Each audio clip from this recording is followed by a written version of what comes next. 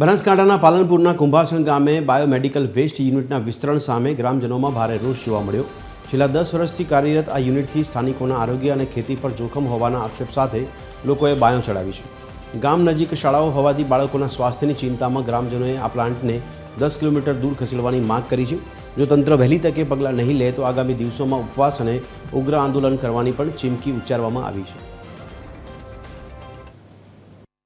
ગામને ઘણું જ નુકસાન છે। જુઓ 300 મીટરના રેડિયસમાં સ્કૂલ આવે છે, હાઈસ્કૂલ પ્રાથમિક શાળા બંને આવે છે, બરાબર। બાળકોના ભવિષ્ય માટે બહુ જ ખરાબ વસ્તુ છે। એનો ધુમાડો બિલકુલ સ્કૂલ પાછળ આવે છે, સ્કૂલ બાજુ આવે છે, પૂરા ગામ બાજુ આવે છે। ખેતરોને નુકસાન છે, ખેતરોમાં એની જે રાખ પડે છે ધુમાડાની એ બધી રાખ ખેતરોમાં પડે છે, એટલે જમીનને પણ બહુ નુકસાન છે। કે 10 કિલોમીટર અંતરમાં દરેક ગામમાં નોટિસ કેમ આપે છે? 10 કિલોમીટર અંતરમાં એર પ્રદૂષણ માટે માગે છે, ભૂગર્ભ જળનું જેમ આપે છે, તો એ પ્રદૂષણ નથી તો કેમ રિપોર્ટ લે છે આ રહીએ? એટલે મારું એવું કહેવું છે કે તાત્કાલિક ધોરણે આ ફેક્ટરીને હટાવી અને જે બફર ઝોનના નિયમ અનુસાર અને યોગ્ય જગ્યાએ લઈ જાય અને જે વિસ્તરણ કરવાનું છે તો વિસ્તરણ તો ગતું થવું જ ન જોઈએ।